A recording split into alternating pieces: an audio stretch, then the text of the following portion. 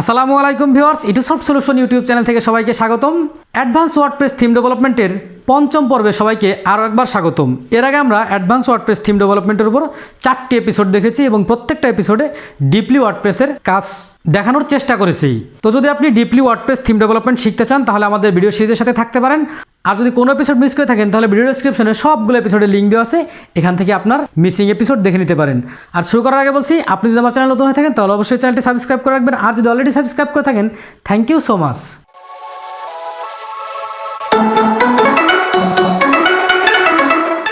তো viewers, advance WordPress theme ডেভেলপমেন্টের এই এপিসোডে হচ্ছে আমরা মূলত একটি পোস্ট টাইপ জেনারেট করব, অর্থাৎ একটি পোস্ট টাইপ জেনারেট করে সেই পোস্ট টাইপে ভিন্ন একটি পোস্ট করে এই পোস্টগুলোকে আমরা আবার টেমপ্লেটের মাধ্যমে ডিসপ্লে করব। তো পোস্ট টাইপ হিসেবে আমরা চিন্তা করি জবস নামে একটা পোস্ট টাইপ আমরা জেনারেট করব। আর পোস্ট টাইপ জেনারেট করার জন্য সুন্দর একটি ওয়েবসাইট আছে যেখানে আপনি অতি নির্ভুলভাবে পোস্ট টাইপ জেনারেট করতে পারবেন। সেই ওয়েবসাইটে আমরা চলে যাব। ওয়েবসাইটটি হচ্ছে জেনারেট ডাব্লিউপি। গুগল আপনি সার্চ করে নিতে পারেন জেনারেট ডাব্লিউপি। এই যে ওয়েবসাইটে গিয়ে আমরা এখান থেকে একটি পোস্ট টাইপ জেনারেট করতে পারবো। তো এই সাইটে যাওয়ার পরে আমরা এদিকে জেনারেল নামে একটা অপশন দেখতে পাচ্ছি। এই জেনারেল লেভেলে যদি আমরা ক্লিক করি, এখানে দেখতে পারবো ফাংশন নেম।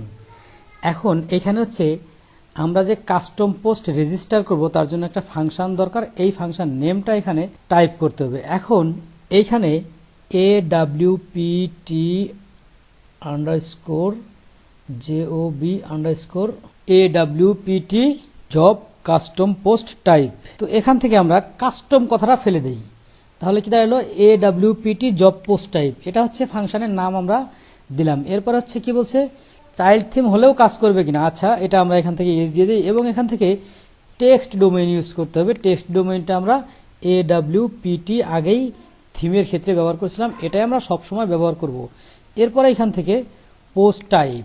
আচ্ছা, এখানে হচ্ছে পোস্ট আন্ডারস্কোর টাইপ। এই যে টাইপটা হচ্ছে কি, অর্থাৎ পোস্ট টাইপটা কি হবে। পোস্ট টাইপটা আমরা JOBS জবস, অর্থাৎ website.com/jobs। এই যে এখানে .com/jobs এরকম আসবে পোস্ট টাইপ। এখানে post type description. Post type ডেসক্রিপশনের ক্ষেত্রে আমরা লিখে দেই job description, job post type description. আচ্ছা, এটা আমরা লিখে দিলাম। এরপর হচ্ছে এখানে বলা হচ্ছে পোস্ট টাইপ। এখানে হচ্ছে পোস্ট টাইপ JOB।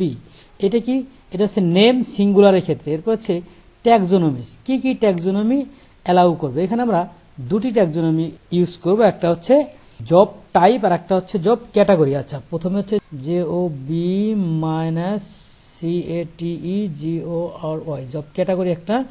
এরপরে হচ্ছে JOB-TYPE, এটা মাইনাস হাইপেন আপনি যাই চিন্তা করেন সব কিছু হবে, সমস্যা নাই। এখন এই যে এইখানে যা যা আছে এইগুলো এখান থেকে বাকি সব কিছু গতানুগতিক যদি রেখে আমি অন করতে যাই, এইখানে জাস্ট আমি জবস কথাটা লিখে দেই, অর্থাৎ প্লুরাল যখন হবে তখন জবের পরিবর্তে জবস আসবে। এখন এইখানে লেবেল অর্থাৎ এই যে এইদিকে আমি যখন জব রেজিস্টার করবো তখন এই যে টেস্টিমোনিয়াল AWPT স্লাইডার আছে, ঠিক এরকম এখানে একটা জব নামে কিছু একটা মেনু আসবে। সেই মেনুটার এইখানে বলছে মেনু নেম। মেনু নেমটা কি দেবো আমি, মেনু নেমটা দিই JOBBOARD জব বোর্ড নামে একটা মেনু থাকবে। এরপর হচ্ছে অ্যাডমিন বারে পোস্ট টাইপ কি দেখাবে, অ্যাডমিন বারেও ঠিক JOB দেখাবে। এরপরে হচ্ছে আর অন্য যে বিষয়গুলো আছে এই বিষয়গুলো যদি চান তাহলে আপনি রিপ্লেস করতে পারেন। যেমন এই আইটেমের পরিবর্তে আপনি জব দিয়ে দিতে পারবেন। সব জায়গায় এখানে আইটেমস আছে, এখানে আইটেম আছে, এর পরিবর্তে আপনি জব ইউজ করতে পারেন। আমরা একটু বিষয়টা করে দেখি কেমন হয়। ছোট হাতের জব, এখানে এটা বড় হাতের জব ছিল, তাহলে JOB এইটা, এইখানে আইটেম, এইখানে আবার ছোট হাতের যে হবে, তাহলে এখানে আছে আইটেমস, এখানে হবে jobs JOBS jobs. New item, এখানে নিউ জব। সার্চ আইটেম, এইখানে আবার JOBS অর্থাৎ জবস হবে। এটা হচ্ছে আইটেম, এটা হচ্ছে আইটেম, এটা হচ্ছে আইটেম, এটা হচ্ছে আইটেম। অ্যাড নিউ জব, নতুন জব যোগ করবে। নো ফাউন্ড, এটা হচ্ছে ইনফাউন্ড। Featured image, remove featured image, item. এই যে এখানে আইটেম আছে, যেখানে আইটেম আছে সেখানে আমরা জব ব্যবহার করব। আইটেমস থাকলে জাস্ট জবস ব্যবহার করব, তাহলে আমাদের এই আইটেমস কথাটা দেখাবে না।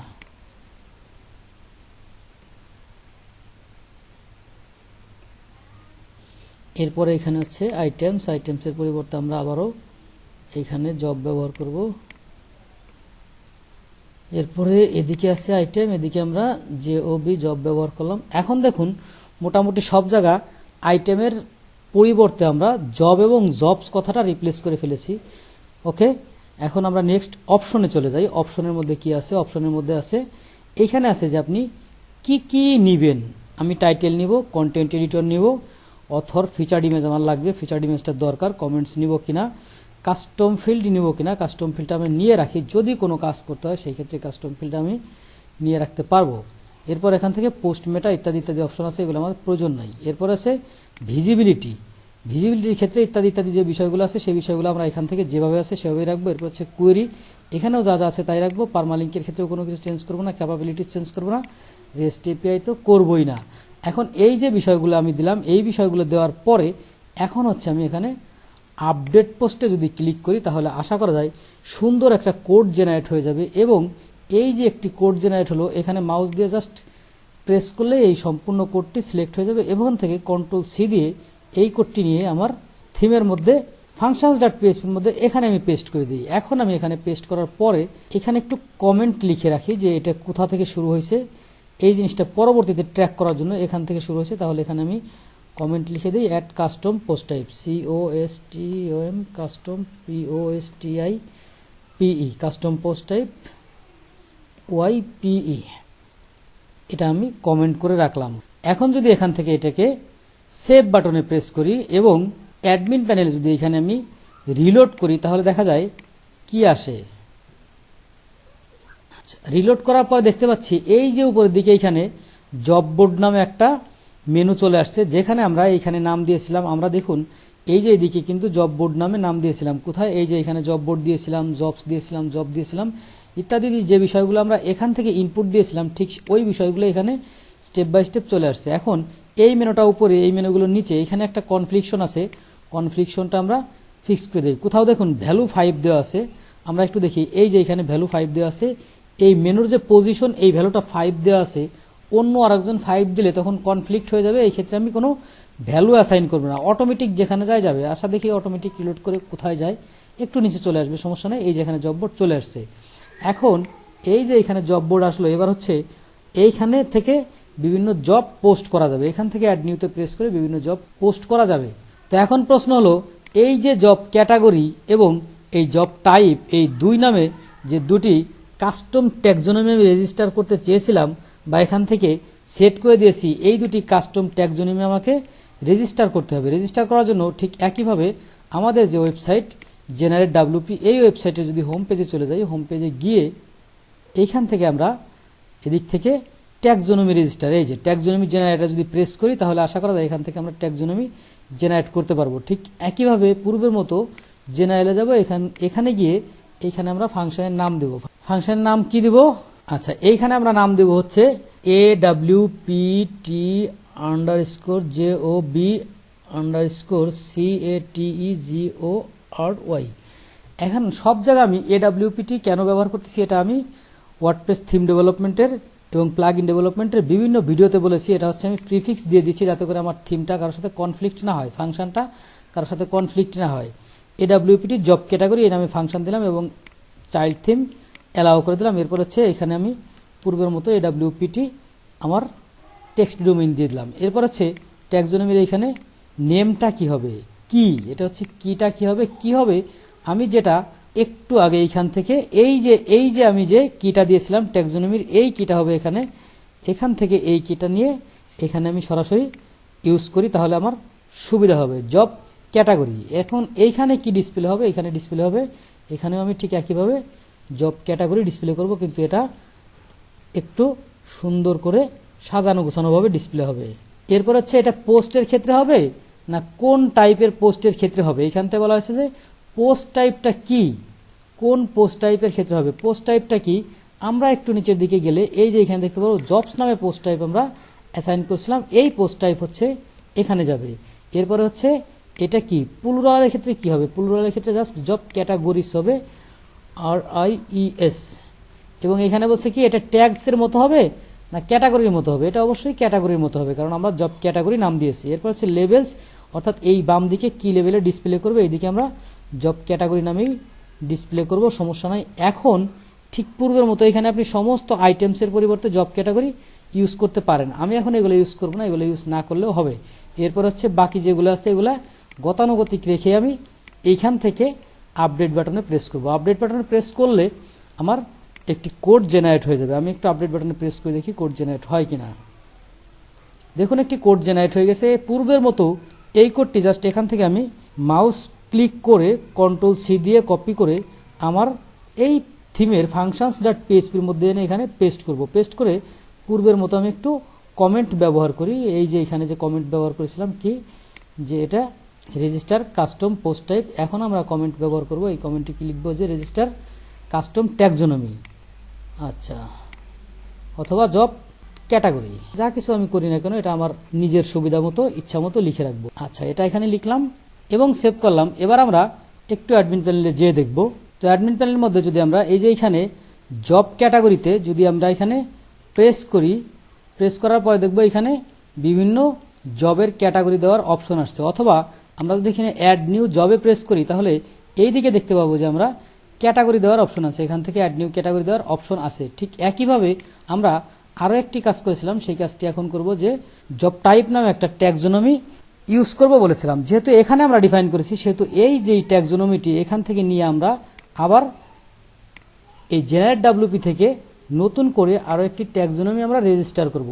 এখন বলতে পারেন যে এই কাজগুলো আমি এখানে কেন করছি। এই কাজগুলো এখানে করার মূল উদ্দেশ্যই হচ্ছে এখানে করলে আপনি নির্ভুলভাবে করতে পারবেন, আপনার কাজে কোনো সমস্যা হবে না বা ভুল হবে না। তো যেহেতু আমরা এর আগে নাম দিয়েছিলাম AWPT_job_